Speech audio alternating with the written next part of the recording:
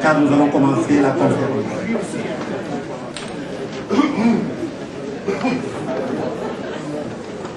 Merci.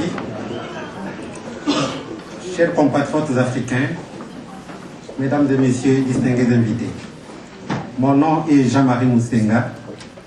Permettez-moi, au nom du Congrès rwandais du Canada, représenté ici par son président, M. Pierre Claver Nkinamu Banzi, qui est là, de la communauté burundaise du Canada, représenté par M. Eli Nahimana, et de moi-même, président de la communauté congolaise de Montréal métropolitain.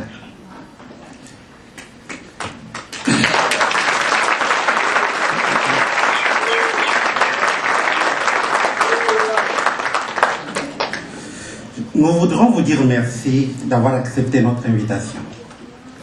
Nous sommes convaincus que la participation à cette conférence, animée par d'importantes personnalités très impliquées dans les questions des droits humains et dans la recherche de la vérité, permettra sûrement de faire la lumière sur la situation du Grand Lac africain et de faire en même temps éclater la vérité. Mesdames et messieurs, distingués invités, avant de céder la parole au modérateur de cette conférence, nous aimerions remercier très sincèrement les éditions Les Intouchables.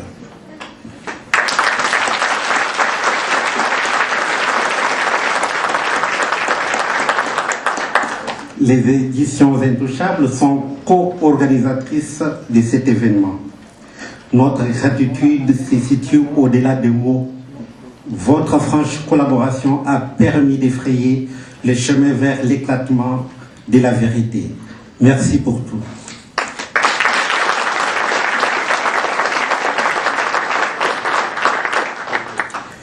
Nos remerciements s'adressent également aux responsables de Jésus, ces cadres exceptionnels qui nous accueillent.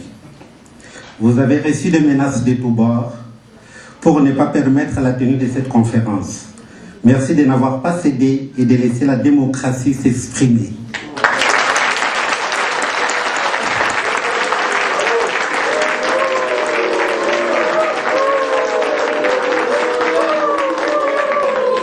Nous lançons un appel vibrant à tout le monde ici présent de ne pas permettre la perturbation de cette conférence et de favoriser les échanges dans l'ordre et la discipline.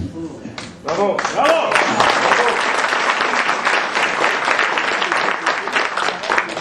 Pierre, Jordi et Robin, le hasard a fait que votre passage ici à Montréal corresponde à la semaine où nous menons des actions contre la discrimination raciale et la dénonçons sous toutes ses formes.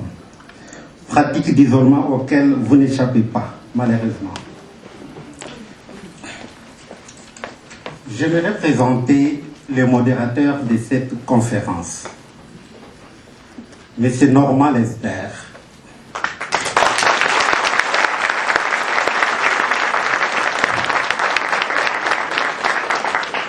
Normand Lester est un journaliste d'enquête bien connu qui fait régulièrement des commentaires à la radio et à la télévision.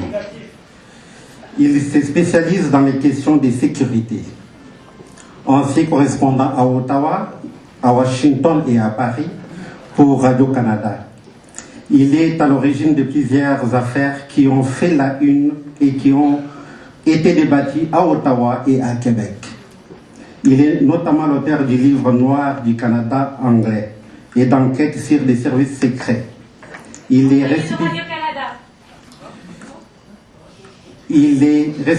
récipiendaire du prix du journalisme Oliver Asselin en 2001 pour son courage et son excellence en journalisme d'enquête. J'appelle Normand Lester.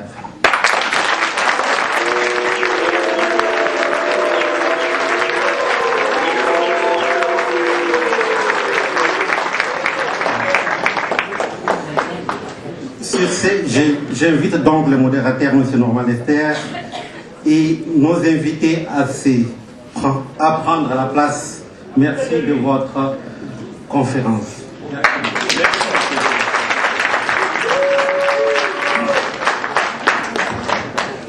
Nous sommes ici pour rechercher la vérité.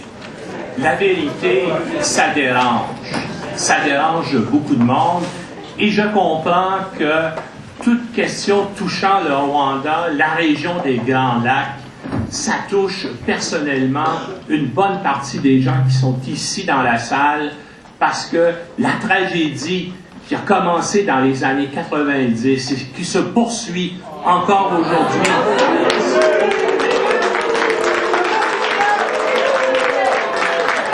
Évidemment, si on continue comme ça, il y a des gens qui ne veulent pas avoir de conférence parce qu'ils ne veulent pas écouter la vérité.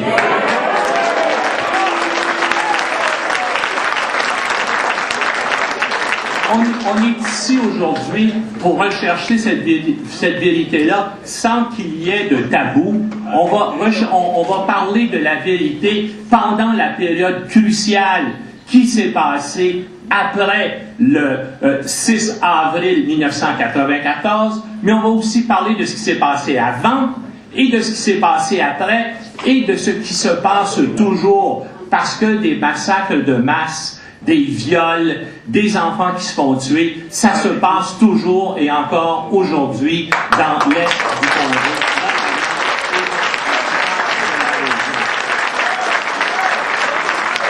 Il n'y a pas de tabou non plus parce que on cherche les coupables partout. Alors écoutez les victimes. Les victimes, on n'est pas à les écouter, madame. Il va y avoir des micros après les exposés et les gens vont pouvoir poser toutes les questions les plus difficiles. Bon. Donc, maintenant, un point sur la question du génocide. Et ça, c'est une question extrêmement importante. Le mot génocide, comme vous le savez probablement, a été créé en 1944 par des avocats américains dans le cadre des poursuites contre les Allemands après la Deuxième Guerre mondiale. Ça s'est appliqué d'abord aux Juifs, aux Tziganes et aux Slaves et à la campagne d'extermination des nazis contre ces peuples-là. Ensuite, le terme a évolué pour englober les Arméniens qui ont été l'objet d'une même campagne de tuerie systématique de la part des Ottomans au moment de la Première Guerre mondiale. Depuis, donc, le terme, à l'époque, parlait de campagnes de tuerie massive contre des groupes identifiés pour des raisons raciales, pour des raisons nationales, pour des raisons ethniques. Depuis, à cause des terribles tragédies, notamment, qui se sont passées au Cambodge, le terme a évolué. Les médias d'information et certains historiens, maintenant, utilisent le mot génocide pour des tueries de masse qui s'adressent ou qui visent des groupes identifiés. C'est manifestement le cas de ce qui s'est passé au Rwanda. Ici, dans la salle, il n'y a pas de négationnistes. Personne ne nie qu'il y a eu un génocide dans ce pays au Rwanda. C'est simple. Alors, accuser des gens qui sont ici, et il y en a que je connais personnellement, d'être des négationnistes, c'est un mensonge pur et simple, c'est une diffamation terrible.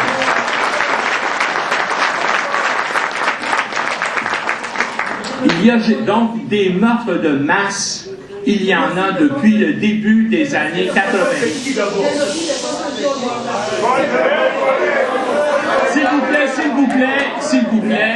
S'il vous plaît, vous allez avoir l'intention, l'occasion de parler après. Vous voulez la vérité, laissez-moi. OK, ben si vous ne voulez pas écouter, pourquoi êtes-vous venu pour aller manifester à l'extérieur? Je ne vous comprends pas. Écoutez, laissez. Comme je vous le dis, il n'y a personne ici, je ne comprends pas, est-ce qu'il y a l'unanimité? Est-ce qu'il y a des gens dans cette salle qui pensent qu'il n'y a pas eu de génocide au Rwanda. Il n'y en a pas, donc il y a un consensus.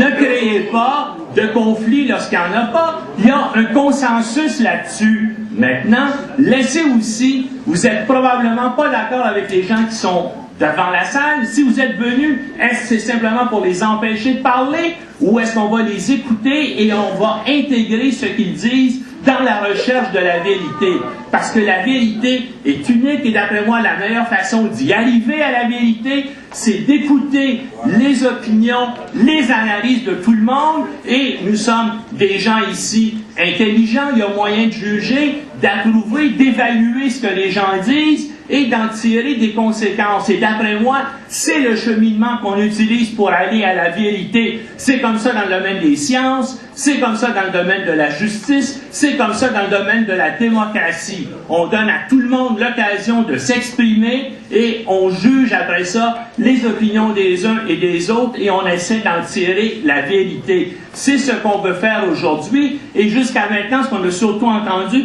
c'est une vision unilatérale de la vérité parce qu'on ne veut pas entendre, ça dérange. Et je comprends.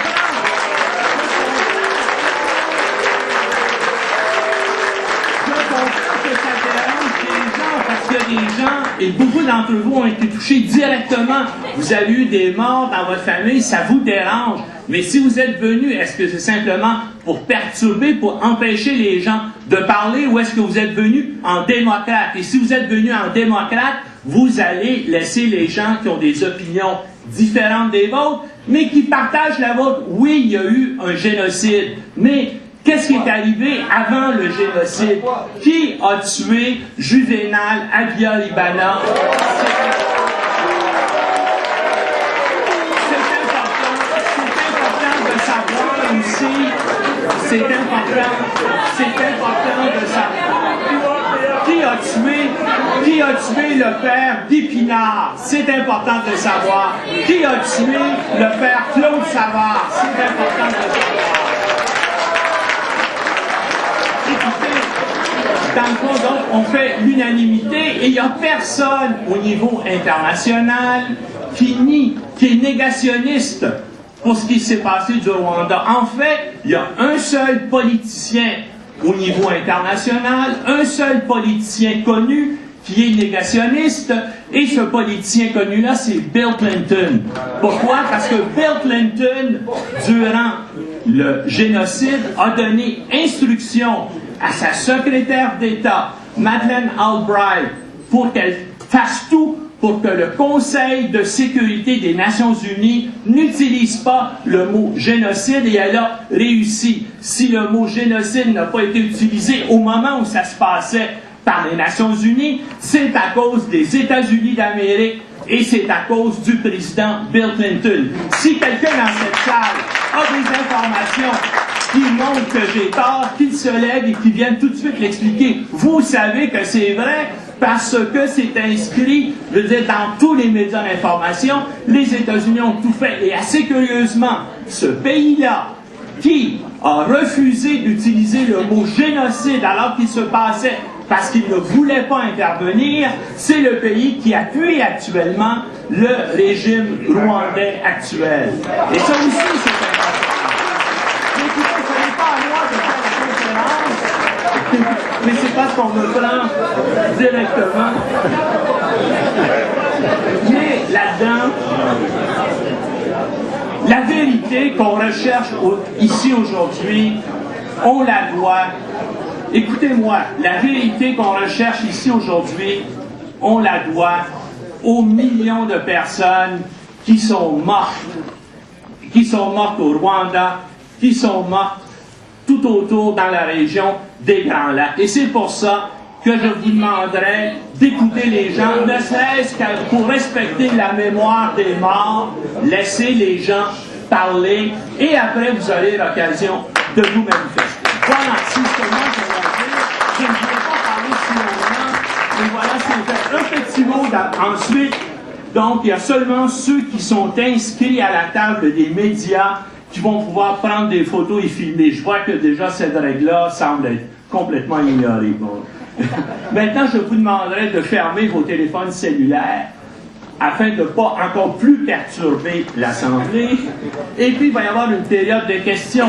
Après les exposés, tout le monde va avoir le droit de parler. Et si vous avez des questions embêtantes, réservez-la et essayez de coincer les gens qui sont ici. Je vous invite, après les conférences, à le faire. Voilà, c'est tout ce que j'avais à dire. Maintenant, je vais vous présenter le premier conférencier qui est Robin Philpot. Robin.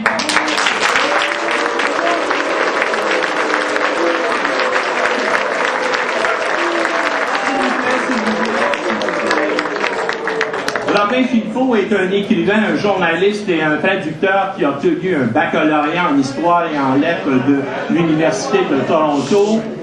Avant de s'établir au Québec en 1974, il a vécu en Afrique, au Burkina Faso, où il a enseigné l'anglais et l'histoire. Donc, il a une connaissance directe de l'Afrique. Il a écrit 2 livres sur le Rwanda. Et en 2006, il y a 2 ans, il a été sali et diffamé de façon épouvantable par le journal La Presse, qui l'a accusé d'être un négationniste, qui est absolument faux. Mais donnons gré au journal La Presse, parce que le journal La Presse a compris son erreur, et depuis, le journal a modifié les textes et le titre de diffamant de son article sur la base électronique du journal, et on a enlevé les erreurs et les propos diffamants sur Robin Philpot. Robin Philpot s'est intéressé à tout ce qui s'est passé au Rwanda, à ce qui se passe toujours en Afrique. C'est un ami de l'Afrique, et donc je lui laisse la parole.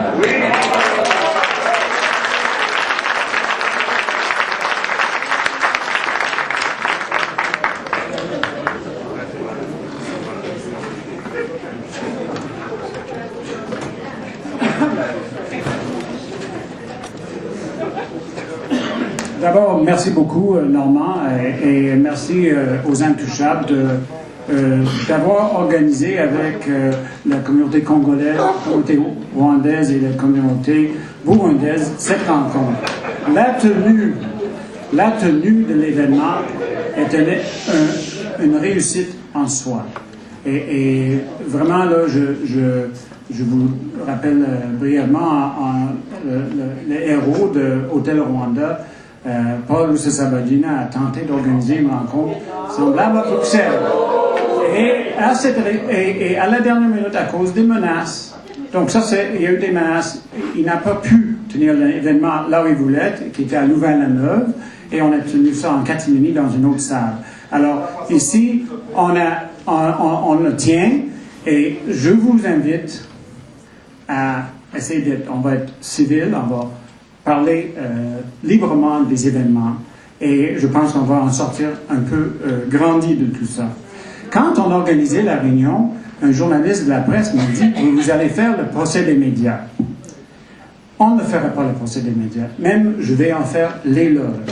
Je ferai l'éloge notamment des francs-tireurs. Et pour ça, je vais passer un court extrait d'une entrevue de Luc Marchal, qui a eu lieu le 12 mars dernier. Et Luc Marchal était le colonel belge numéro 2 de la force de l'ONU en 1994. Alors, j'espère que notre technique va marcher. Luc Marchal, d'abord, est-ce que ça va marcher? Voilà.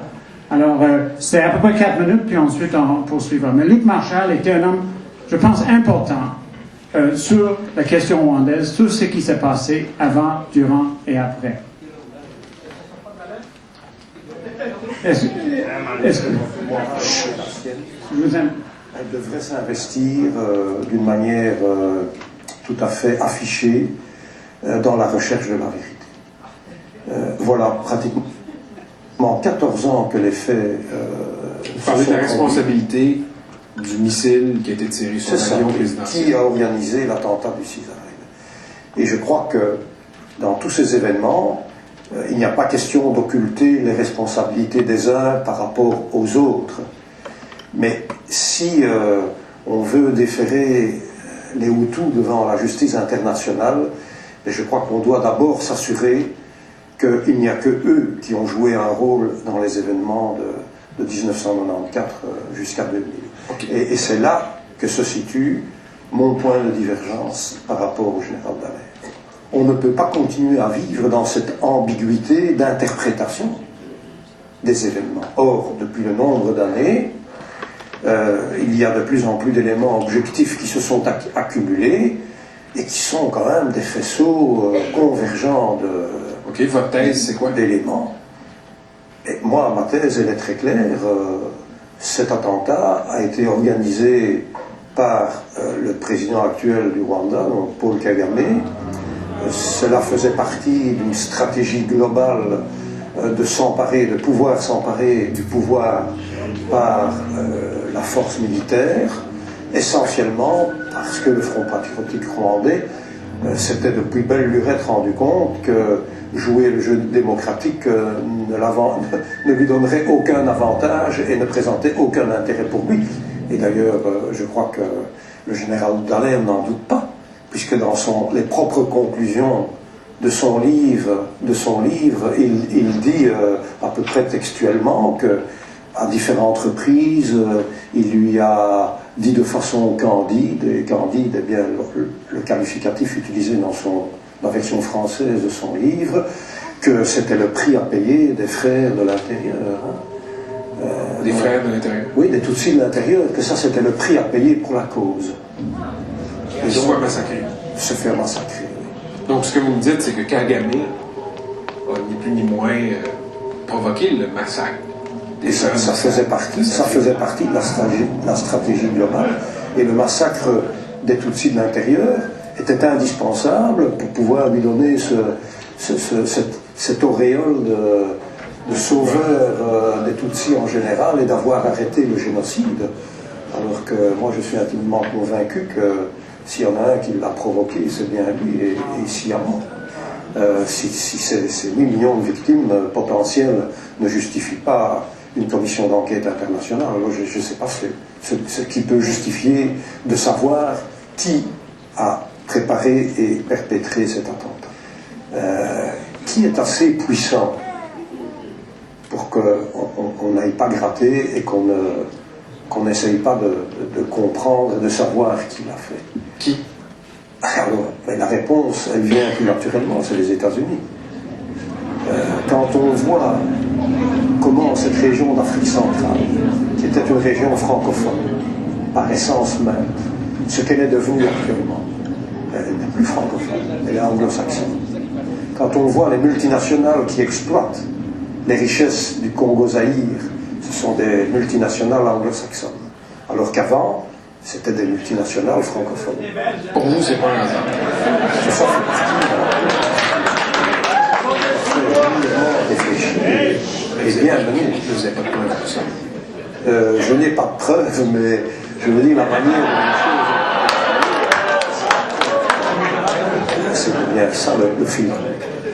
Donc quoi, la CIA est derrière le financement de Kagame et l'avion abattu du président?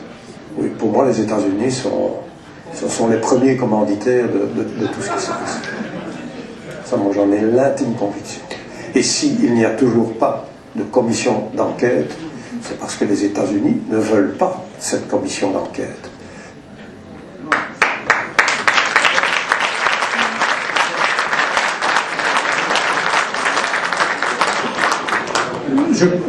Je pense que je dois faire l'éloge de Télé-Québec et des francs-tireurs d'avoir voulu trouver Luc Marshall, alors qu'il donne une version qui n'est pas toujours acceptée dans le monde.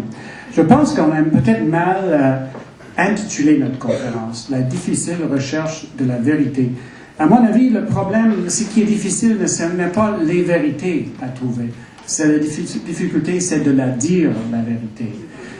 Par exemple, il y a la vérité du général Dallaire du 14 septembre 1994. Il dit, à la question, à la télé, avec Jean-François Lépine, il dit, moi je dirais qu'il y a eu un génocide national, mais un génocide de philosophie politique, non pas purement ethnique. Beaucoup de Hutus, comme beaucoup de Tutsis, ont été tués. Je pense que le débordement qu'on a vu a été au-delà de pouvoir être conçu. Jamais, je pense que personne n'aurait pu planifier l'ampleur de ce débordement. Et il y a aussi la vérité du secrétaire général de l'ONU à l'époque, Boutros-Ghali, que j'ai eu l'honneur d'interviewer à 2 reprises. Il a écrit et il a dit « Le génocide rwandais est à 100% la responsabilité des Américains. Les États-Unis, avec l'appui énergique de la Grande-Bretagne, ont tout fait pour empêcher la mise en place au Rwanda d'une force des Nations Unies et elles y sont parvenues. » Ça, c'est une vérité qu'on n'entend pas souvent, mais c'est la vérité de celui qui est le chargé de l'ONU. Il y a la vérité selon Amadou Deme. Amadou Deme, je vous dis, c'était l'homme chargé des renseignements au sein des forces de l'ONU, donc la force de l'ONU qui était chargée d'appliquer un accord de paix entre une partie qui était le Front patriotique rwandais et l'ancien gouvernement. Il a dit, s'il y a eu conspiration, planification, c'est du côté du FPR qu'il faut chercher. Il y a eu un plan, tous les mécanismes et stratégies militaires sont là pour la prise du pouvoir. Il y a aussi la vérité du juge Jean-Louis Bruguière, le juge antiterroriste français, qui est respecté dans le monde entier. Au sujet, peut-être on n'est pas d'accord sur tout ce qu'il dit, mais au sujet de notre Louise Arbour nationale, Louise Arbour, il dit, et ça c'est 8 ans d'enquête, Louise Arbour, en 1997, a arbitrairement mis fin à la seule enquête judiciaire internationale sur l'enquête du 6 avril contre le président rwandais, M. Habyarimana, dès qu'elle a su que les preuves indiquaient que le FPR et Paul Kagame en étaient les responsables. Il s'agit là d'obstruction de la justice qui, à mon avis, n'est pas digne de quelqu'un qui a été nommé à notre Cour suprême. Il y a aussi la vérité selon Carla Del Ponte, qui a remplacé Louise Arbour. Et Carla Del Ponte a dit, si s'avérait que c'est le FPR qui a battu l'avion du président Habyarimana, l'histoire du génocide devrait être réécrite. Et quand elle a dit qu'elle était, et puis d'ailleurs sa porte-parole, Florence Hartman, décrit dans un livre, Crime, Paix et Châtiment, exactement pourquoi et comment elle a été limogée comme procureur du TPIR, et c'est parce elle laissait entendre qu'elle allait lancer des poursuites contre des responsables du Front patriotique rwandais. Elle a été limogée l'instant même, et vous pouvez trouver ce livre-là, ça décrit la réunion au département d'État américain. Il y a aussi la vérité, et heureusement, du 6 février du juge espagnol Fernando Andreu. Et dans cette ordonnance qui accompagne les mandats d'arrêt, il dit, et ça c'est en vertu de témoins qui ont été partie prenante du Front patriotique rwandais. Et il dit, je le cite, la stratégie du FPR consistait à calomnier l'Église catholique qui prêche en faveur de l'égalité des hommes et qui a contribué à l'éducation des masses populaires, liquider les prêtres hutus, terroriser les missionnaires et religieux catholiques pour qu'ils abandonnent le Rwanda et assassiner les vieux missionnaires qui connaissaient l'histoire du Rwanda et ceux qu'ils considèrent comme responsables de la perte du pouvoir après des siècles de domination tutsi. Ce qui explique la mort, entre autres, de Guy Pinard, dont le neveu est Claude Pinard, l'ancien vice-président de l'Assemblée nationale du Québec, dont est la mort de Claude Simard. Ce qui est désolant, c'est qu'il y a des mensonges, que je dirais, des mensonges de bonne loi qui ont cours. Par exemple, le sénateur Dallaire, dans son brique de 600 pages, continue, et ce livre a été publié en 2004, je pense, si je ne me trompe pas, 2003, de parler d'un accident de 6 avril. C'est quand même spécial. 10 ans après, il qualifie un événement comme ça d'accident. Il y a aussi un mensonge, je pense, qui fait mal à tous. Dans la constitution actuelle du Rwanda, on dit, et textuellement, le génocide commis au Rwanda du 1er octobre 1990 au 31 décembre 1994. Je pense que c'est ridicule. Une invasion commence le 1er octobre et dans la Constitution actuelle, ils disent que le génocide commence le 1er octobre. Si ce n'est pas 1959, comme le prétend l'actuel président du Rwanda. La tactique pour empêcher qu'on dise la vérité, parce que les vérités sont là, et on va en trouver d'autres. La tactique, c'est le bâillon. Je vous donne un exemple. J'ai un autre projet avec un historien de renom québécois, et on travaille là-dessus ensemble, mais on lui a dit textuellement que Robin Philpot, je ne sais pas qui c'est qui lui a dit ça, Robin Philpot s'il vous plaît, si je peux finir Robin Philpot a dit à cet historien, Robin Philpot n'a-t-il pas écrit quelque chose de favorable aux nazis?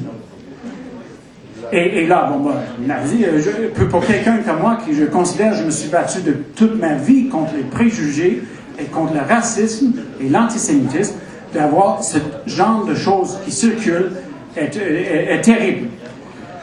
Je vous dirais aussi sur les questions de négationnisme. Normand l'a mentionné. Il y a eu une plainte suite à la campagne l'an dernier, une plainte au conseil de presse par quelqu'un que je ne connaissais pas à l'époque, que je connais maintenant. Et cette décision-là a dit, en ce qui me concerne, et ça c'est le conseil de presse, un organisme neutre qui a regardé ce qui s'est passé, ce qui a été dit à Radio-Canada, mais aussi ce qui a été écrit dans la presse, il dit, après avoir fait la lecture des chapitres correspondants, donc le chapitre de mon livre, on constate que si M. Philpot préfère parler de catastrophe ou de tragédie dans son ouvrage, plutôt que de génocide, c'est parce qu'il doute que les thèses officielles reflètent parfaitement la réalité, et non pas parce qu'il nie quelque crime que ce soit. Je dirais une autre tactique, c'est de minimiser. Minimiser. On minimise ce qui s'est passé avant, on minimise ce qui s'est passé après. Si Montréal compte actuellement 15 000 Congolais et qui sont concentrés beaucoup dans le sud-ouest de Montréal, c'est justement à cause de ce qui s'est passé après. Et si on veut comprendre ce qui s'est passé, ce qui se passe là-bas, il faut savoir ce qui s'est passé avant, qui l'a précédé.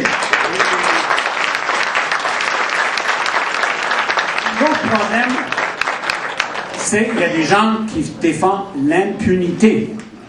Il y a des crimes énormes qui se sont faits, et d'autres, il y a des crimes qui se sont faits pendant la période, et ces gens-là sont amenés devant la justice. Mais il y a des crimes qui se sont faits durant et après, et ces gens-là ont l'impunité, ça veut dire personne n'est poursuivi, et des gens défendent cette impunité. Alors là, je vous invite tous à dire les vérités haut et fort et avec confiance, mais sans haine, sans ressentiment et sans esprit de vengeance. Seulement par la vérité trouvera-t-on la paix et l'harmonie. Merci beaucoup de m'avoir écouté.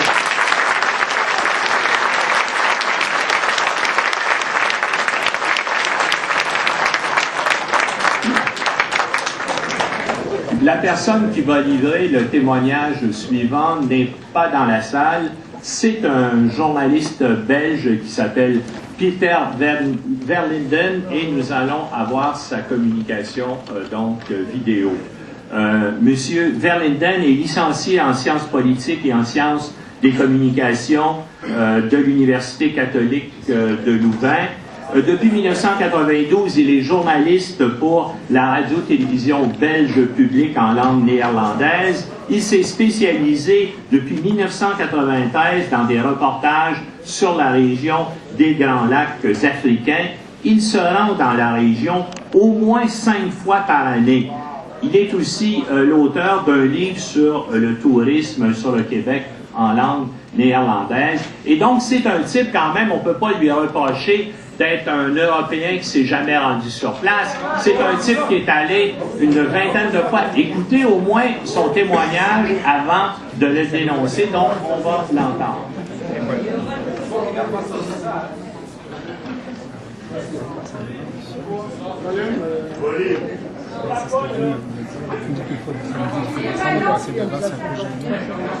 Malheureusement, ça fonctionne rarement. Voilà, il faut aussi dénoncer Microsoft et Windows. Bon,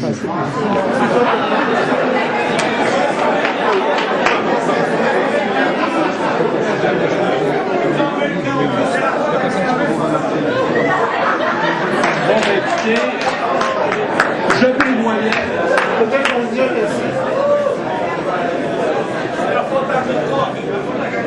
C'est la faute à Bill Gates.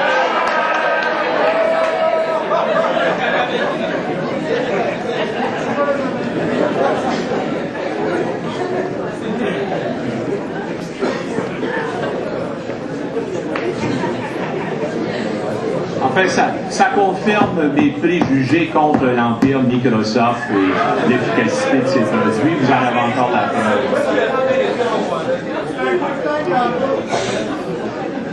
Mais c'est sur Windows quand même. Bon, ben écoutez, si ça ne fonctionne pas, ça va simplement nous donner plus de temps pour les gens qui sont avec nous dans la salle. D'abord, je crois que c'est le moment de vous présenter parce que nous avons sur place des députés de l'Assemblée nationale du Québec et aussi du Parlement d'Ottawa. Donc, nous avons une représentante du Bloc québécois qui est avec nous. Si vous voulez vous lever, s'il vous plaît. C'est bien sûr Mme Viviane Drapeau. Il y a aussi un monsieur Martin Lemay qui est député de Sainte-Marie.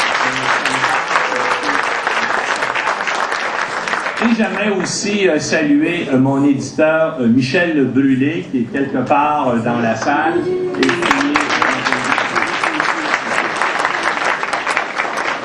Et enfin, il y a le député de Jeanne Lebert, M. Thierry Saint-Cyr, qui est ici.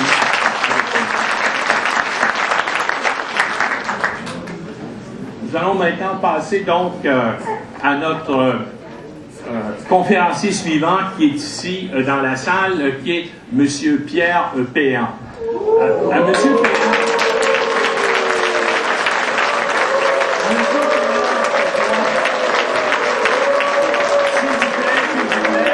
S'il vous plaît. Peut-être que vous ne l'aimez pas beaucoup, Pierre Péan. Ben moi, je vais vous dire une chose. Moi, je considère que Pierre Péan est un des grands journalistes d'enquête de la planète. Pierre Péan, durant sa carrière, a écrit plus de 20 livres. Il est l'auteur d'à peu près les scoops les plus importants qui ont été rendus publics en France. Il a écrit plusieurs livres sur l'Afrique et c'est pas un type. J'ai trouvé ça scandaleux qu'on le présente comme un agent de l'État français, alors qu'il a passé une bonne partie de sa carrière à dénoncer justement les manipulations, les magouilles des hommes politiques français. Il a notamment écrit dans les années 80 un livre qui s'appelle « Affaires africaines » où il montrait comment Omar Bongo du Gabon, à un moment donné, finançait tous les partis politiques français pour, bien sûr, s'assurer que les parachutistes puissent arriver à un moment donné s'il y avait des problèmes. Il a écrit le livre fondamental où il a démontré comment François Mitterrand, dans sa jeunesse, était de droite, d'extrême droite, qu'il était pétainiste et qu'il avait été décoré de la croix de la Francisque. En tout cas, moi, j'ai le plus grand respect pour ce il a su dire la vérité dans son dernier livre qui touche sur le Rwanda. Je lui laisse la parole.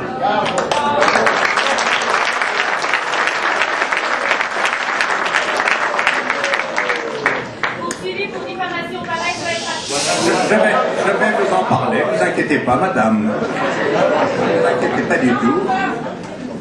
Je sens en tout cas qu'il y aura du sport, et donc c'est pas pour me déplaire.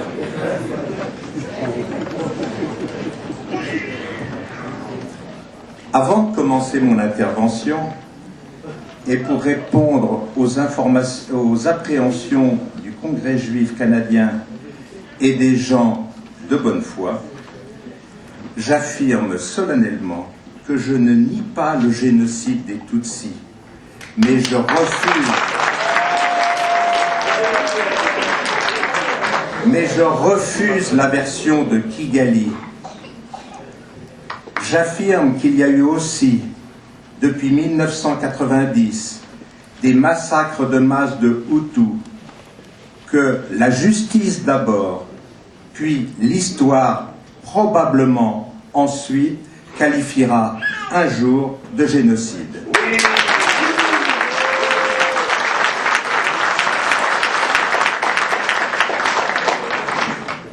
Je tiens donc à m'incliner devant toutes les victimes, je dis bien toutes les victimes, et propose, si vous le voulez bien, quelques secondes de silence en vous levant maintenant, avant de commencer le film.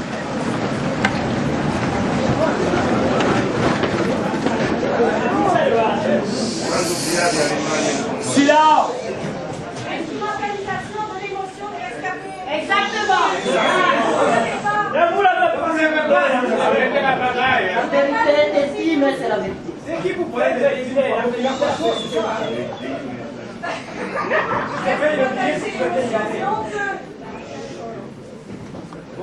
profitez de la commémoration en plus. C'est quoi la crédibilité de là? Révisionniste. Je vous remercie.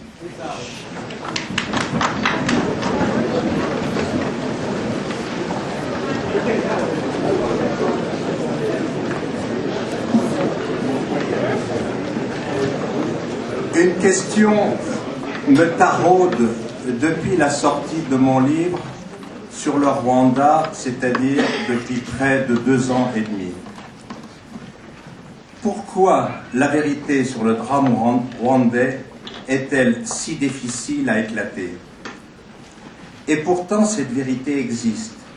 Elle est tapie dans des tonnes de documents administratifs et militaires dans quelques pays qui ont été des acteurs directs ou indirects en France, au Canada, aux États-Unis, à l'ONU, en Grande-Bretagne, en Belgique, dans des documents judiciaires à Arusha, Paris et Barcelone, dans des livres, dans de nombreux rapports, mais ces masses impressionnantes de petits ou grands bouts de la vérité ne font pas encore le poids face à la vérité officielle imposée par Kigali et relayée par une bonne partie de la communauté internationale et par de nombreuses associations et évidemment par la plupart des médias. Pour répondre à cette question qui me taraude, je vais dans une première partie raconter tout simplement mon histoire, ma propre histoire et ce qui m'arrive depuis que je me suis impliqué dans le dossier rwandais. Et dans une seconde partie, s'il me reste un peu de temps, je vous donnerai quelques pistes de compréhension de cette difficulté à faire triompher la vérité que j'appellerai les armes de Kigali. D'abord, ma propre histoire. Pourquoi je me suis intéressé au Rwanda? D'abord, je m'intéresse à l'Afrique depuis le début des années 60. D'abord comme militant contre l'Algérie française, puis en 1962, je suis parti pas du tout avec un contrat de coopérant français, mais avec un contrat gabonais pour aller travailler à Libreville. Et j'ai vécu en Afrique. Je suis allé souvent, depuis cette époque, sans doute une 50aine de fois. Je répondrai tout à l'heure, monsieur, si vous voulez bien me laisser parler. Ensuite, tout ça pour dire que on pourrait décrire ma vie par le fil conducteur de l'Afrique. Je précise encore que aujourd'hui encore, une bonne partie de ma famille, mes propres petits-enfants, vivent en Afrique. Tout ça pour répondre à une des accusations qui m'est faite régulièrement depuis que j'ai fait ce livre avec le terme de raciste. Je n'avais pas travaillé, donc dans les livres les plus connus que j'ai écrits sur l'Afrique, et celui qui m'a fait connaître, c'est voilà, Affaires africaines, en 1983, qui m'a valu beaucoup de problèmes, et à cette époque, il m'est quand même arrivé, j'ai eu 2 attentats contre moi, plus un nombre de procès incalculables, et énormément de problèmes. Ma fille, par exemple, a passé son bac entourée de gendarmes. J'ai aussi, c'est moi aussi qui ai révélé toute l'affaire des diamants de Bokassa et Giscard, et j'ai écrit un livre contre le néocolonialisme français sur Bokassa en 1977. J'ai aussi, après, un livre sur la corruption, l'argent noir, mais j'ai aussi écrit un livre pour dénoncer ce qu'avait fait la France en 1830 en Algérie, qui s'appelle Main basse sur Alger. Tout ça pour dire un peu qui j'étais par rapport à l'Afrique, pour ceux qui ne le savent pas. Ensuite, mon rapport au Rwanda. Il n'y avait pas besoin d'aller au Rwanda pour regarder la télévision. Attendez, je vais répondre à ceux qui me disent sur le Rwanda. Je vais répondre. Laissez-moi parler, s'il vous plaît.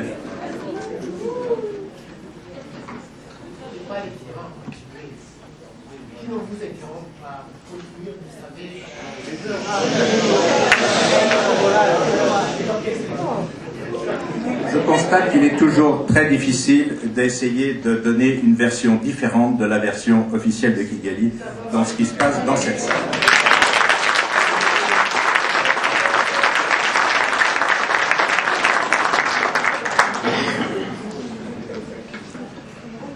Donc en 1994, je suis un citoyen du monde, j'ai vu, comme tout le monde, la télévision et les visions d'horreur, et quelque chose qui marque une vie entière, rien que cette vision-là, et je n'avais pas besoin de mener une enquête pour être révulsé, pour être choqué, pour être attristé et pour pleurer. Et il se trouve que le hasard de la vie a voulu que j'ai été un tout petit acteur dès le 8-9 avril, à savoir que un professeur d'université qui était spécialiste du Rwanda et qui était tapi dans l'hôtel des 1000 collines, et ayant trouvé mon numéro de téléphone, m'a demandé d'intervenir pour sauver les 5 enfants d'Agathe qui avaient été assassinés le 7 avril au matin. Et donc j'ai toute petite participation. J'ai fait en sorte effectivement que les 5 enfants d'Agathe puissent prendre un avion de l'opération Amaryllis pour partir sur l'Europe. Et puis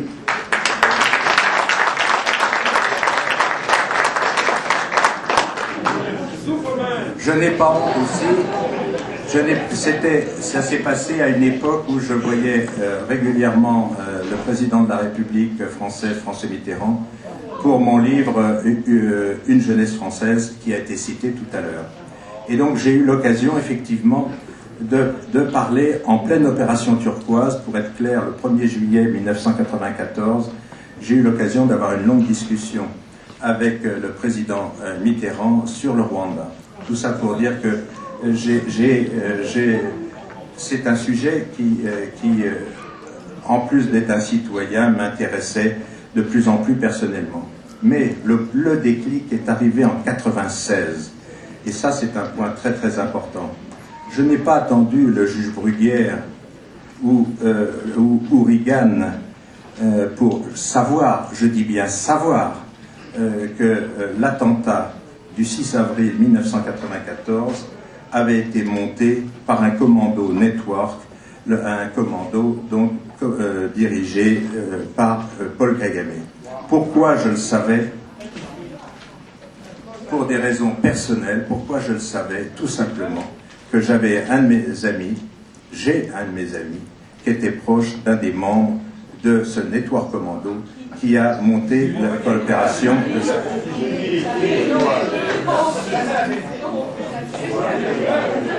La boîte noire. Et dès 1997, dans un journal français qui s'appelle Actuel,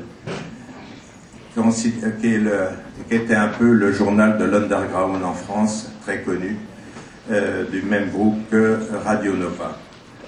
Et avec Jean-François Bizot, son patron, qui est un de mes amis, nous avons fait un très très très long papier où nous racontions déjà en 1997 que l'attentat avait été monté par Paul Kagame.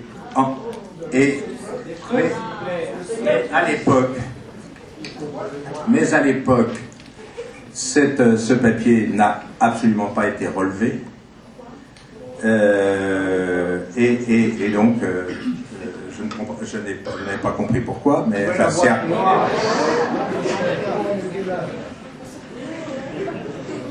En l'an 2000, il s'est passé à partir il y a eu la commission d'enquête en France en 1998, et j'étais effectivement de plus en plus agacé par ce que je sentais n'être pas conforme à la vérité, les attaques qui ont été portées contre la France et l'armée française.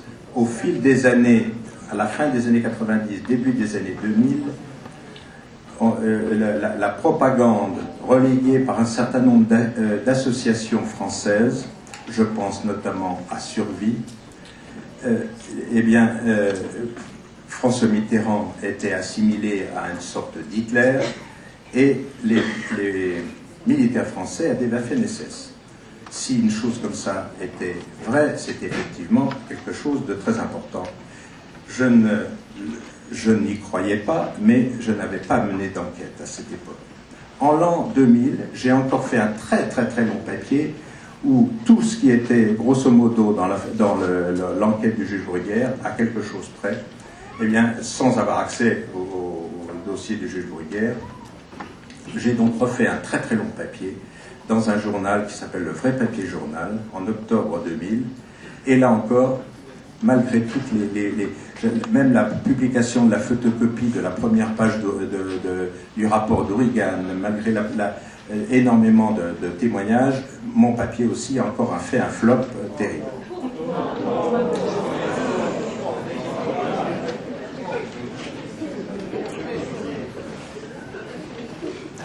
Au fil du temps, j'étais de plus en plus agacé par la propagande qui était menée par Kigali. J'ai hésité longtemps à m'y lancer.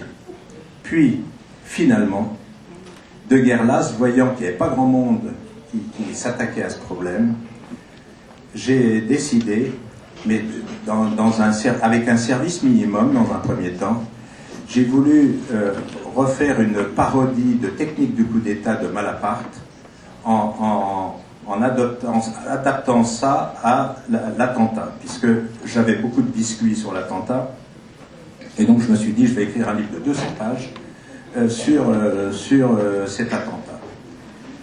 Et puis je me suis lancé, et là ça pour moi a été je ne connaissais pas ce dossier, donc je connaissais seulement le dossier de l'attentat, mais je ne connaissais pas, donc j'ai plongé.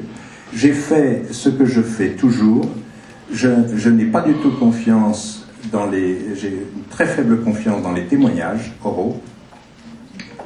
Et donc j'ai essayé de trouver le maximum de choses écrites.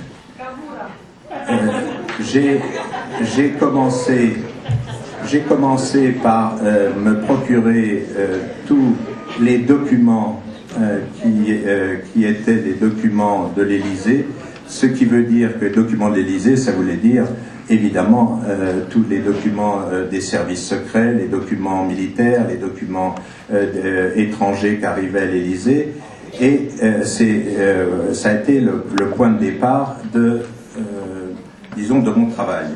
Et après, je me suis rendu compte que les pièces écrites, en fait, il y en avait énormément. Surtout Et petit à petit, au lieu de l'attentat, bon, j'ai commencé à étendre avant 94, après 94, et j'ai été entraîné malgré moi pour...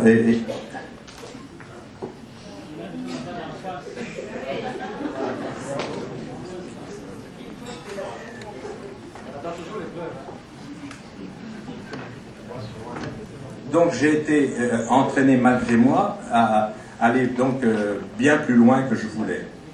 Et au fond, tout à l'heure, Robin Philpot a dit la phrase qui a pour moi été essentielle pour mon travail. C'est la phrase que j'ai trouvée donc très rapidement, qui est la phrase de Carla Del Ponte, qui était la procureure générale du TPIR, et qui a dit effectivement la phrase que si il s'avérait que l'attentat était l'œuvre du FPR, il faudrait réécrire complètement l'histoire du drame rwandais, l'histoire du génocide. Et c'est dans cette perspective que je me suis mis à travailler à réécrire l'histoire, effectivement.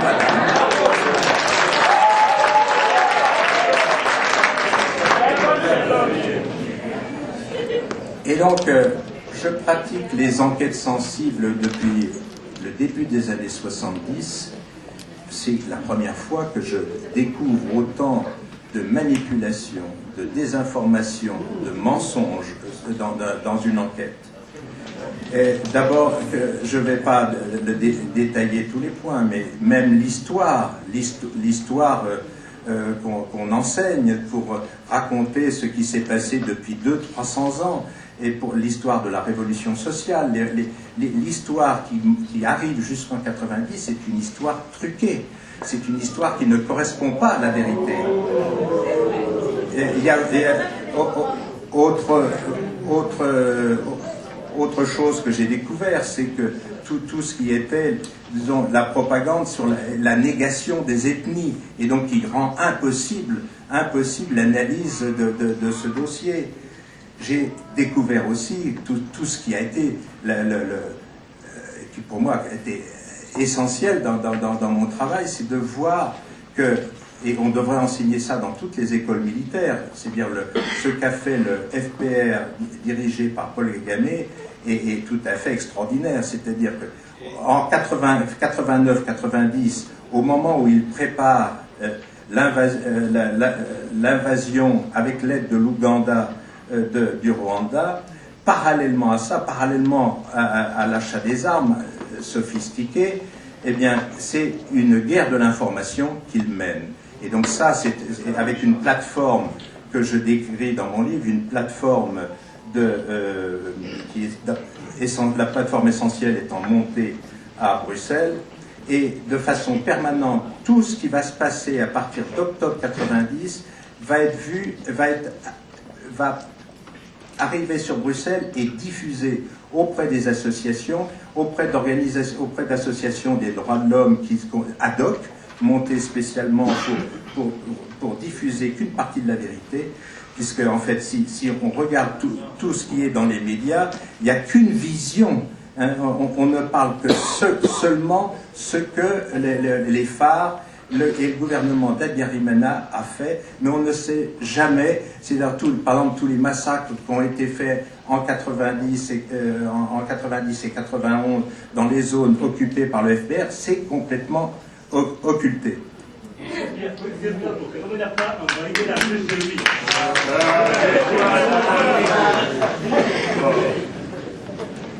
J'ai donc trouvé aussi que la grande force de la propagande avait été d'avoir trouvé des relais à l'extérieur, et ceux que j'appelle les organisations de blancs menteurs. Et ça n'arrête jamais. J'ai découvert aussi l'utilisation massive, et ça c'est la première fois que ça m'arrivait dans une enquête, l'utilisation massive des faux témoignages. Première fois que je voyais ça.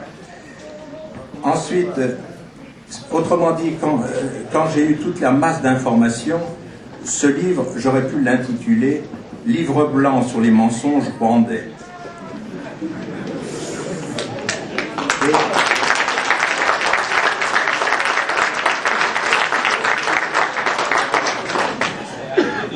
Et ce qui est important maintenant, c'est comment le livre a été accueilli. Comme je l'ai dit tout à l'heure, et comme il a été rappelé tout à l'heure, je crois avoir lancé énormément d'affaires en France qui ont fait énormément de bruit. Je crois être celui en France qui a le plus de procès. Il doit être entre 40 et 50 procès. Mais j'avais l'habitude donc de m'attaquer à des grosses organisations, qu'elles soient la France, qu'elles soient le journal comme Le Monde. J'ai donc l'habitude d'avoir des réactions très fortes. Je précise, quand j'ai fait mon livre avec Philippe Cohen, quand j'ai fait mon livre sur Le Monde, on s'est retrouvé en l'espace de quelques jours avec 14 procès, ce qui est quand même pas rien à gérer, on me réclamait 1 700 000 €. Donc j'ai l'habitude des réactions fortes, de tout ce qui peut se passer, de tout ce qui peut se passer quand on a l'audace de franchir certaines limites. Mais par contre, c'est quand même la première fois qu'il m'arrive des choses pareilles sur mon livre sur le Rwanda. Donc immédiatement, la presse qui, dans l'ensemble, à part quelques journaux, dans l'ensemble, a complètement adopté la version officielle. Et la version officielle, c'est qu'il y a des bons, il y a des méchants. Il y a Kagame qui est le... Il n'y a pas de bons et de méchants, si vous n'avez pas lu sans doute le livre. Et... Il ne faut pas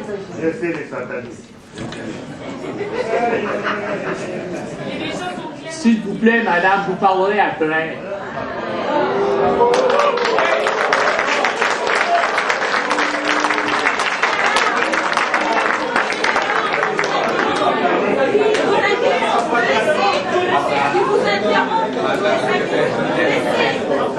S'il vous plaît, silence. Ou si les gens ne sont pas intéressés, ben dites ça. On n'oblige personne. Il n'y a personne de détenu dans cette salle. Vous n'êtes pas content, ben sortez ou restez silencieux et laissez parler M. Péan.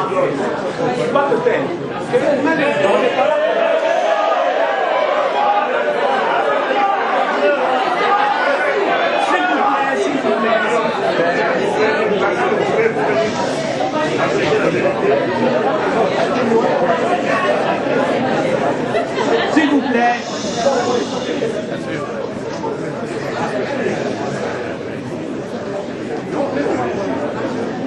Madame, tout à l'heure, a parlé de mes procès,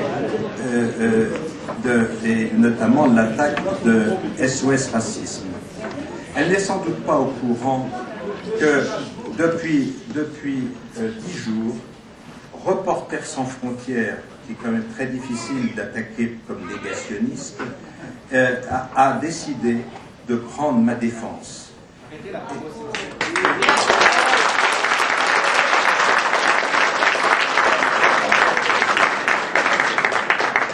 Dans un premier temps, je vais vous satisfaire puisque je vais étaler les attaques qui sont montées contre moi, poursuivi en France pour complicité de diffamation raciale et complicité de provocation publique à la haine raciale, et en Belgique pour racisme, xénophobie, révisionnisme et quasi-négationnisme. Pierre Péan, auteur de Noir Fureur, Blanc Menteur, et Fayard, son éditeur, font l'objet d'un véritable procès en sorcellerie. C'est Reporters sans frontières qui vient d'écrire ça.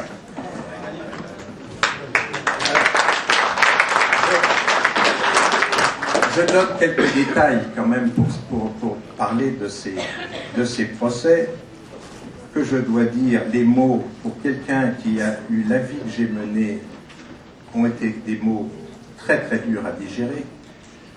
Je précise que ça m'a conduit à l'hôpital l'année dernière, aux soins avec une crise cardiaque et aux soins intensifs. Malheureusement pour vous, c'est pour certains d'entre vous, je m'en suis sorti et bien.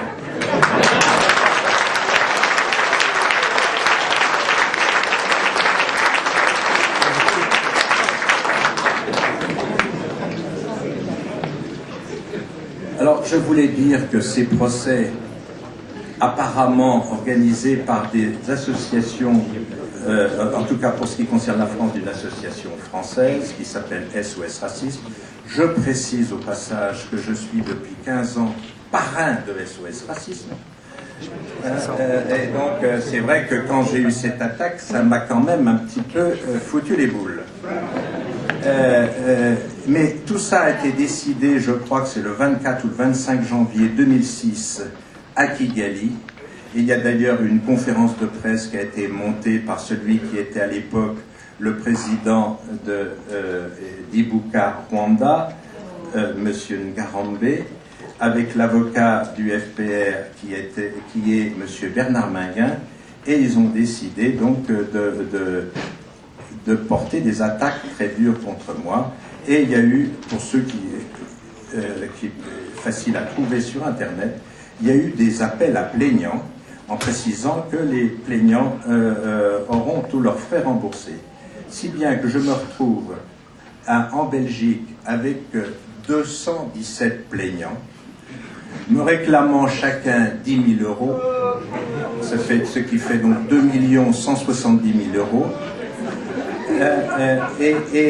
avec m'accusant de ce que je vous ai dit tout à l'heure, xénophobie, racisme, etc., etc.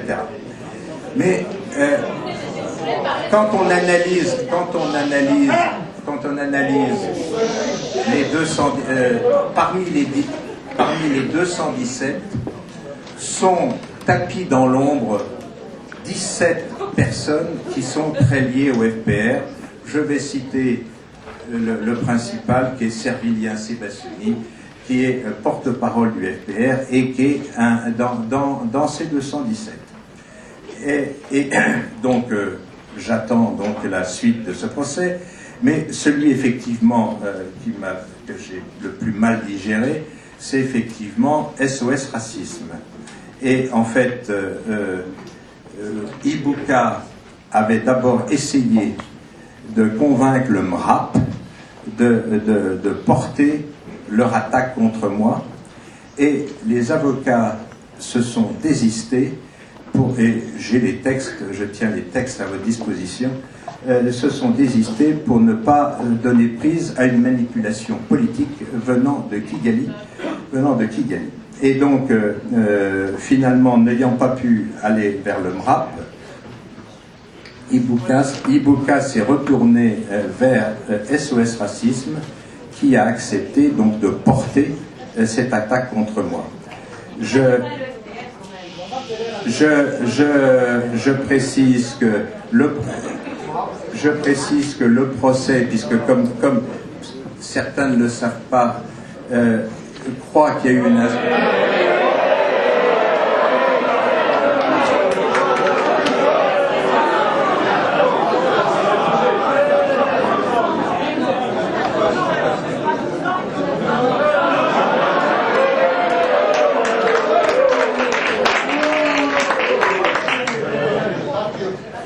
Je précise que jusqu'à ce jour, il n'y a eu aucune instruction, évidemment, et que tout va se passer devant la 17e chambre à Paris, les 23, 24 et 25 septembre prochains. J'aborde ça de façon très, très décontractée. Alors je précise, pour ceux que ça pourrait intéresser, qu'on me reproche, et c'est ça qui est terrible, c'est que moi j'attendais à la sortie de ce livre ce que j'ai d'habitude, c'est-à-dire des procès en diffamation. C'est-à-dire que je nomme suffisamment de gens pour donner prise à des procès en diffamation. Je n'ai pas eu de procès en diffamation. Je n'ai eu que des procès pour me disqualifier, et non pas sur les fonds. J'attends, moi, qu'on me discute tel point c'est faux, tel point c'est faux. Je n'ai jamais eu ce type de discussion. J'ai seulement eu sur une disqualification de moi. C'est-à-dire, c'est ma disqualification pour me fermer la bouche, c'est tout. Et je précise que sont visées que trois pages de mon livre, les pages 41 à 44, où j'avais fait témoigner M. Antoine Nietera, que sur les pratiques anciennes et qui sont étendues à l'ensemble de la population rwandaise, c'est-à-dire ce qu'il appelle, et que j'ai repris, la culture du mensonge.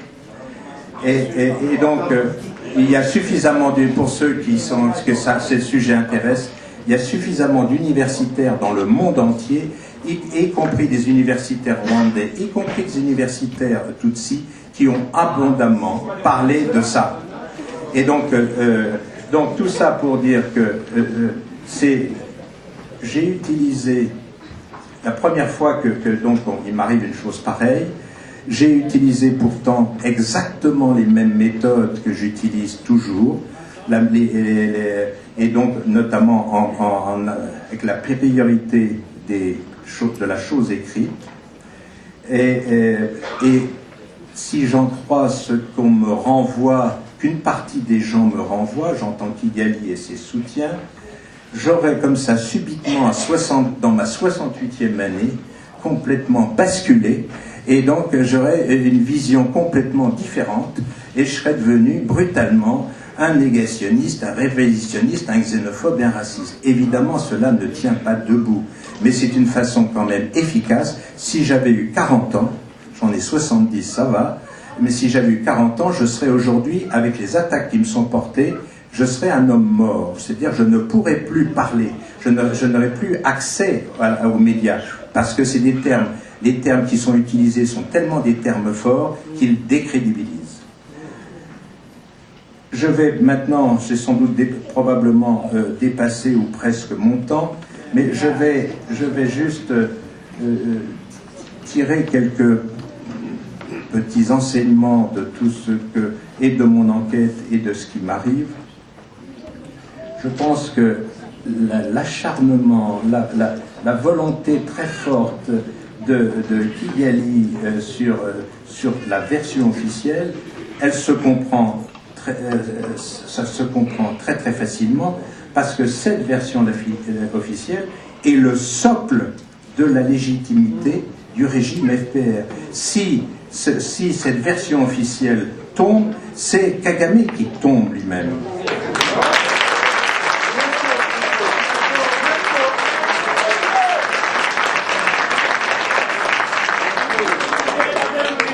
Alors maintenant, donc, je vais aller très rapidement. Donc je vais donner les armes utilisées par Kigali pour maintenir cette version officielle.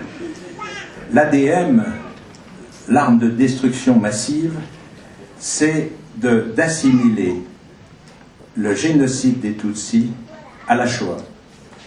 Alors que, évidemment, et c'est facile à analyser, que ça n'a strictement aucun rapport. Et donc, c'est-à-dire que ça, je peux faire une conférence, si vous voulez, là-dessus. Ça n'a strictement rien à voir. On n'a jamais, dans le chef des victimes, qui a pris le pouvoir, finalement. Et donc, il y a à la fois des Tutsis et des Hutus, ce qui n'est pas le cas, évidemment, de la Shoah.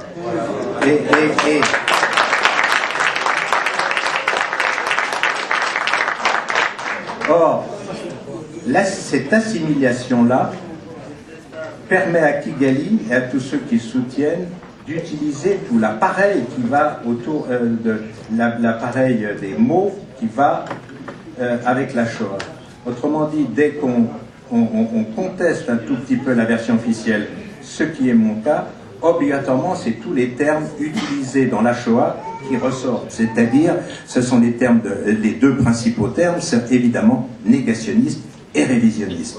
Et donc, dans cet esprit-là, les supporters de Kigali font tout pour que dans un certain nombre de pays, il y ait des changements de la loi, pour qu'il y ait une assimilation, justement, du génocide des Tutsis à la Shoah. Pour le moment, ce n'est pas encore le cas.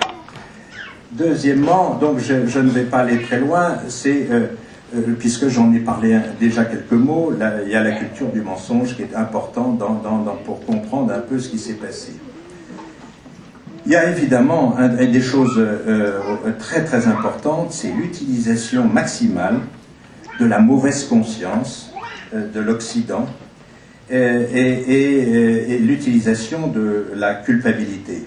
Et donc en France, ça a très très bien marché. il y a beaucoup de gens qui ont encore les tripes nouées par le colonialisme, parce que la France a fait d'abord jusque dans les années 60 et puis après le néocolonialisme que j'ai décrit dans Affaires africaines. Et donc auprès de nombreuses associations qui militent, qui sont des gens bien, qui militent pour le rééquilibrage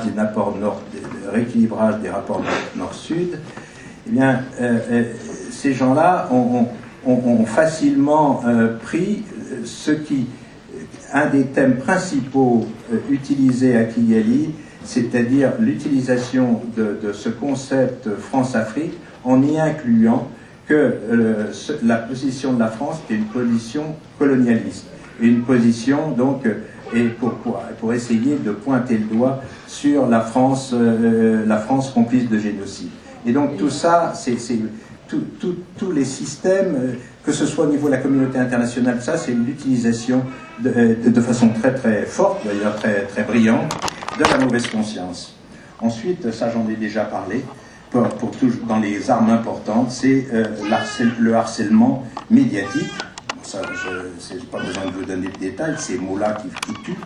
Et ensuite, juridique, c'est ce qui m'arrive notamment. C'est-à-dire que moi, grosso, je peux vous dire que mes avocats, je ne sais pas où je vais au niveau financier, mais tout ce que je peux vous dire, c'est que c'est extraordinairement important.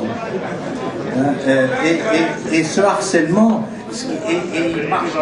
il marche pas mal, y compris, ce qui est absolument hallucinant, c'est la première fois que je vois ça, un harcèlement donc médiatique auprès des juges qui eux aussi tentent, eux surtout, tentent de faire éclater la vérité. Je pense d'abord au juge Bruguière. Le juge Bruguière, jusqu'à l'affaire du Rwanda, était la vedette. La vedette en France, c'était le grand, et même dans beaucoup d'endroits dans le monde, c'était le grand juge antiterroriste. Depuis cette affaire, depuis l'affaire Rwanda, il a immédiatement eu l'étiquette de négationniste et repris abondamment par les journaux, y compris les journaux français, si bien qu'aujourd'hui on ne parle plus du tout de l'enquête du juge Bruguière, ce qui est quand même, c'est la première fois que or, il y a 9 mandats d'arrêt qui sont lancés, et puis récemment, encore plus fort, et ça, Maître Jordi tout à l'heure en parlera probablement, même le juge Andrew qui a sorti au début février la décision motivant les lancements d'arrêt, le lancement de 40 mandats d'arrêt de tout l'entourage de Kagame, même un entourage large, en précisant même que c'était celui qui ne pouvait pas lancer de mandat d'arrêt, c'était Kagame, parce que compte tenu de son immunité de chef d'État, eh bien lui aussi, faut le faire, faut oser, a été aussi traité de négationniste et de révisionniste. Il me semble jamais avoir entendu, quand le juge Garçon a lancé ses instructions contre le Pinochet, j'ai jamais entendu que le Garçon était traité de négationniste, tout ça. Mais sur le Rwanda, mais je crois que là, heureusement, ça ne marchera pas. Ça autant, parce qu'à ma connaissance, et je suis même sûr, autant la France, ça marche, parce que il est facile de dire que le juge travaillait pour l'État, ce qui évidemment est faux, travaillait pour les services secrets français, ce qui évidemment est faux, et que c'est le gouvernement qui tenait sa main. Ça va être quand même très, compte tenu que la France était la France colonialiste, ça va être très difficile de parler du juge Andrew, parce qu'à ma connaissance, l'Espagne n'a jamais colonisé ni quoi que ce soit le Rwanda, n'a envoyé que des curés, que des missionnaires et des docteurs. Et donc, ça va être très difficile de le contester. Donc, dans les choses aussi que je passe, pour finir, parce que j'ai dépassé mon temps, je parlerai aussi dans les armes utilisées, c'est que les États-Unis sont garants évidemment de la vérité officielle dite par le TPIR, et donc ça a été évoqué tout à l'heure. Et enfin, pour dernier point, bénéficie de la frilosité des médias, parce qu'il y a le poids de la pensée dominante.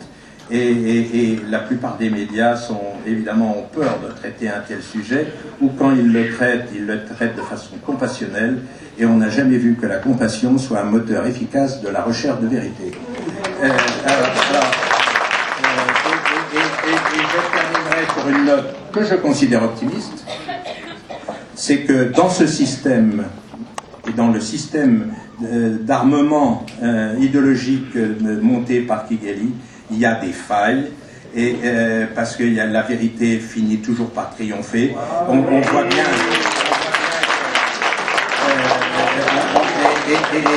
Et évidemment, j'attends beaucoup de la poursuite de l'enquête de l'instruction espagnole.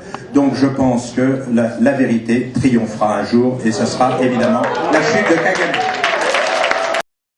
Auprès de l'Audience nationale de l'Espagne, qui est un peu l'équivalent du substitut du procureur général au Québec. Ce sont les gens qui sont chargés là, de déterminer si une cause est valable et de prendre des mesures judiciaires. Et il a convaincu, justement, il a piloté la plainte qui aboutit à 40 mandats d'arrêt internationaux contre les dirigeants actuels et anciens du Rwanda pour crimes de génocide, crimes contre l'humanité, crimes de guerre et crimes de terrorisme. Monsieur...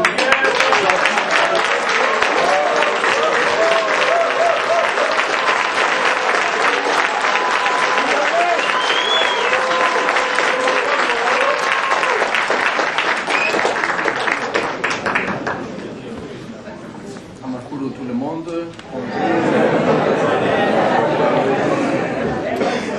Je vais remercier premièrement le Congrès rwandais du Rwanda, la communauté congolaise de Montréal et la communauté burundaise du Canada et les éditions des Intouchables pour l'organisation de cet événement. Aussi, je vais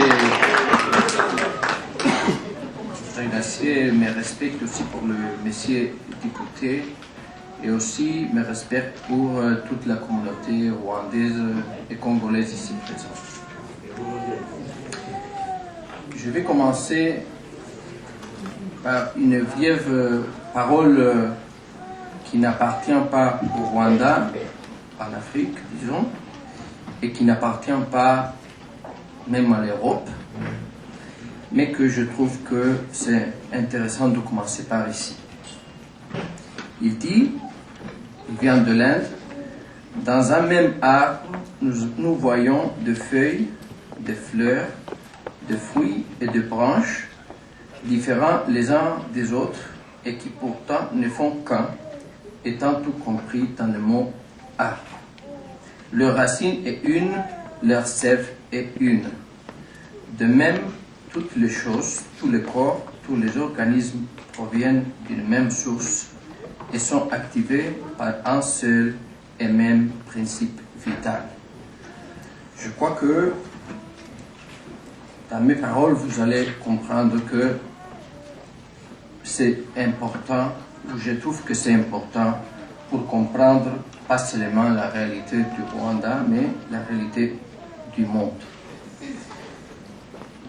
Le titre de cette conférence, c'est, comme vous le voyez, le média, le Rwanda et la difficulté pour la recherche de la vérité.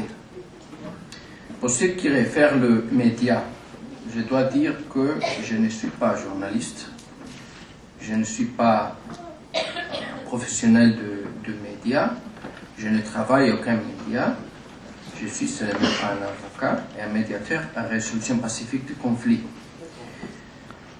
Donc, les journalistes ont déjà parlé, exprimé.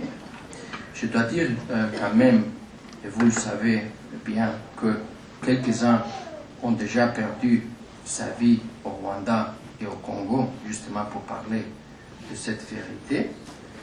Mais, en plus, je dois parler que les vraies difficultés que certains journalistes ont trouvées dans sa vie, justement pour parler une vérité incommode, une vraie vérité incommode, on doit parler du rapport de Reporters sans frontières sur le Rwanda d'aujourd'hui, dont il dit qu'il y a de vraies difficultés ou limitations à la liberté de presse.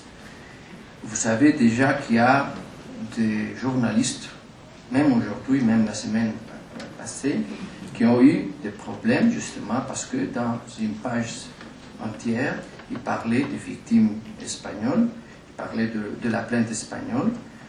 Donc il y a des personnes sur place qui ont des difficultés et mettent sa liberté en risque.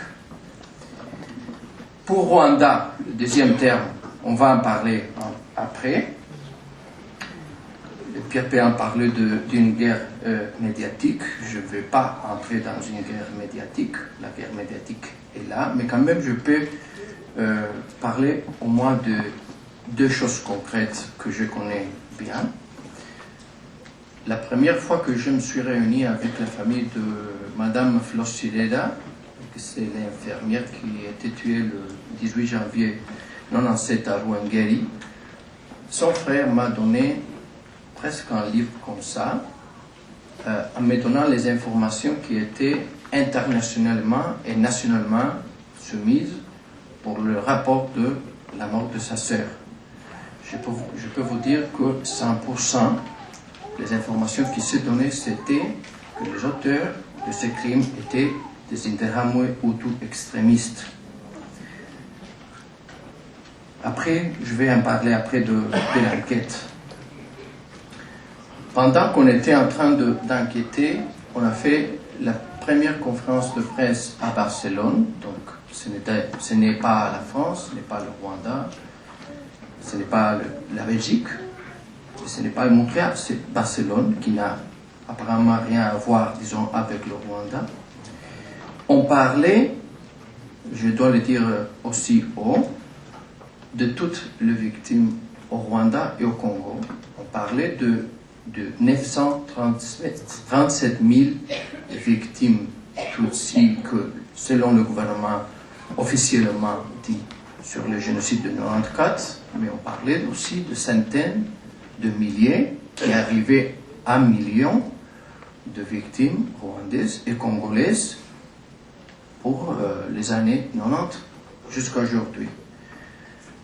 Et on a demandé justement de faire information sur cela. Les journalistes nous ont dit, ça c'est très important, mais on va aller à notre directeur et il ne va pas publier ça. Le jour après, je dois vous dire, la première page de tous les journaux, au moins de Barcelone et de l'Espagne, c'était que malheureusement, le mouton Dolly avait mort. On ne parlait pas des millions de morts de Rwandais, toutes ces ethnies confondues, et on parlait de Hutus, de Tutsis et de Twa, qu'il y a peu de personnes qui parlent et qui oublient que les Twa ont aussi perdu beaucoup de vies là-bas. Et pour le troisième terme, vérité. C'est un terme controversé ou pas, mais quand même, je suis né d'un père catalan, mais d'une mère grecque, et j'aime bien de voir les racines et les sources aussi de paroles. Et parfois, on confond, on a le concept de vérité, de dire que la vérité, c'est la correspondance dans ce qui se passe dans l'extérieur avec la correspondance de ce qui qu'on est convaincu dans l'intérieur. Et ça, je dois dire, ce n'est pas l'origine du terme qui vient du grec et qui parle de aletheia. Et aletheia, justement, réfère aux activités ou aux initiatives qui portent à porter la vérité occultée à la lumière. Donc, je me réfère, quand je parle de vérité, à cet terme comme je viens de le dire. Pour cette difficulté, pour porter cette vérité, ce que je vois un peu comme spectateur, c'est que il y a une certaine vérité qui a une autre voix, et il y a une autre vérité qui a le silence comme stratégie. Le silence complet, il y a des victimes qui sont reconnues, il y a des victimes qui ne sont pas reconnues. Donc, pour vous exprimer un peu ce qu'on a fait et ce que forme partie de notre travail, comme je le disais, c'est une initiative pour nous contre l'impunité à partir des victimes catalanes, espagnoles qu'on approche chez nous. Je dois dire que, en plus des familles espagnoles, je représente aussi quelques familles rwandaises aussi, et quelques villes de l'Espagne aussi qui se sont adjoints à cette plainte, donc quelques institutions publiques aussi. Donc, à partir de cela, vous savez, vous êtes au courant de la décision du juge espagnol. Je vais faire très brièvement quelques détails sur comment on a commencé et qu'est-ce que le juge vient de décider. Et vous comprendrez pourquoi je ne peux pas seulement parler de l'année 94, parce qu'il y a des victimes qui sont dehors de cette année. Mais quand même, on a commencé pour enquêter pour la mort du père Vaille-Major, qui était tué le mois d'avril, le 26 avril, à Byumba, le nord du pays. Donc, il est porté disparu. Justement, il dénonçait ouvertement ce qui se passait. Il a aidé beaucoup, autant les Tutsis que les Hutus, dans différents moments de l'histoire du Rwanda. Il était là depuis longtemps. Dans les moments, donc il a attaqué, disons, dénoncé ouvertement comme personne courageuse, même le régime de Habyarimana, comme l'invasion du FPR. Il a envoyé quelques lettres très clairement dénonçant ce qui se passait au nord du pays entre le 90 et le 94, et il a demandé même à Amnesty International de référer à tout cela. Donc, il a été disparu après 26 avril 94, mais à partir de cette enquête, on a reçu des témoignages de tous côtés, je dois le dire, inclus de membres, ex-membres du FPR-APR, des militaires qui étaient sur place, donc au même endroit, qui parlaient pas seulement de son crime et de sa disparition, mais aussi de, par exemple, pour vous donner un exemple, le crime qui a été commis au stade de Byumba 3 jours avant sa disparition, le 23 avril, où à peu près 2500 personnes ont été tuées systématiquement. Après, on s'est concentré justement sur la mort de 4 frères maristes qui ont eu lieu au camp de Nyamirangwe, dans ce cas au Congo, près de Bukavu. Ça a une relation aussi avec la presse, je dirais, parce que le jour avant d'être tués, ils ont fait un appel international à travers la radio internationale en disant, nous, les 4, parce qu'ils étaient 4, nous sommes les seuls qui sont ici avec les réfugiés rwandais dans le camp de Nyamirambo. Il n'y a pas l'ONU, il n'y a pas des organisations internationales. Et vous imaginez de religieux qui demandent une intervention urgente pour arrêter le massacre qu'ils voyaient déjà. Ils ont été tués le jour après. Donc à partir de cela, bien sûr, c'était le début des attaques au camp de réfugiés avec des armes lourdes même. On a enquêté, bien sûr on n'était pas ni les premiers ni les seuls, sur les attaques au camp de réfugiés du 96 et 97 et comment il y a eu aussi des victimes, pas seulement, disons, très près du Rwanda, mais plus de 2000 km au-delà, près de Mandaka, où les réfugiés étaient persécutés. Après, on a enquêté sur la mort de 3 médecins du monde.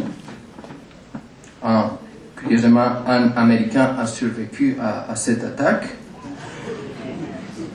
Le 18 janvier 1997, c'était à Ruhengeri.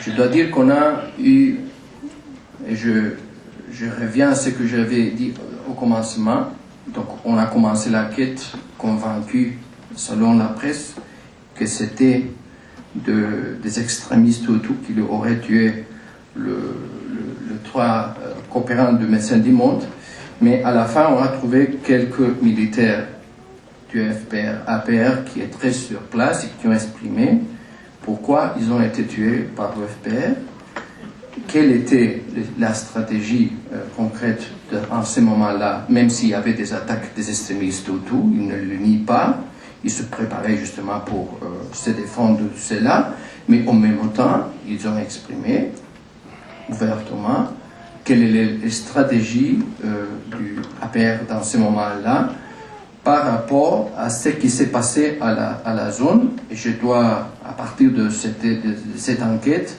on a vu comme dans le même moment et le même endroit, il y avait des autres attaques systématiques et aussi stratégiques. Et je réfère, par exemple, le 11 janvier 1997, donc peu avant, juste une semaine avant d'être tué le 3 espagnol, 4 observateurs des Nations Unies ont été tués à Gizeni. Et vous qui connaissez bien l'endroit, vous savez que Gizeni c'est un endroit stratégique. Après, c'était le 18 janvier pour les 3 médecins du monde. Après, c'était le 2 février pour le père Pinar, justement à 16 km de Ruhengeri, où les Espagnols ont été tués. Et après, c'était le 4 février, où 5 autres observateurs des Nations Unies ont été tués à Cyangugu, un autre lieu stratégique. Donc, ce même membre du APR disait que c'était une stratégie claire pour vider cette zone nord-ouest du pays des observateurs internationaux, pour faire de massacres systématiques contre certaines populations civiles qui étaient considérées comme ennemies, et en plus développer des attaques au camp de réfugiés, continuer avec les attaques au camp de réfugiés, on parle du mois de janvier-février 1997, mais aussi surtout faire sortir l'armement au Congo et organiser sans observation internationale le pillage de guerre systématique de diamants, de coltan et des autres minéraux. Et dernièrement, je fais référence à le père Isidro Koudoum, qui a été tué justement, et si on réfère pour les médias et pour l'information, symboliquement, il a été tué par une balle à la bouche, très symboliquement, pour lui dire « tu dois te taire ». Donc, on n'a fait que ça, on n'a fait qu'enquêter sur les crimes qui ont été commis, justement, à partir de crimes des Espagnols, le juge a obtenu ces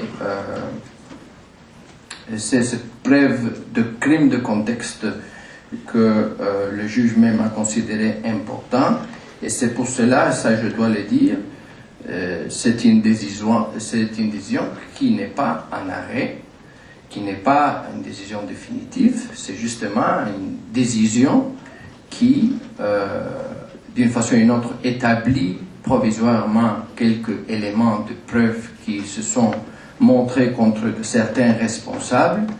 Bien sûr, et au moins dans notre système de justice, je crois que vous avez vu les procès qu'on a eu dernièrement, cette année dernière, pour l'attentat qu'on a eu le mars 2004 justement à Madrid. On a eu un procès ouvert là-bas, Maintenant, et pendant tous les procès, les soupçonnés responsables de tous ces crimes ont le droit, justement, de la présomption d'innocence. Donc, à ce moment-là, les 40 personnes qui sont dans la liste de mandat d'arrêt sont soupçonnées responsables, mais aussi soupçonnés innocents des crimes, juste à que le moment du procès, ça va être possible, justement, la contradiction à travers la défense, à travers un avocat qu'ils ont droit, bien sûr, et à travers un procès contradictoire qui doit apporter, justement, à cette vérité judiciaire.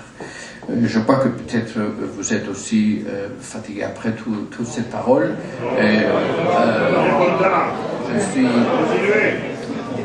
Je suis ici pour n'importe quoi. Je crois que le plus important, j'ai partagé, mais nous sommes à votre disposition pour des questions.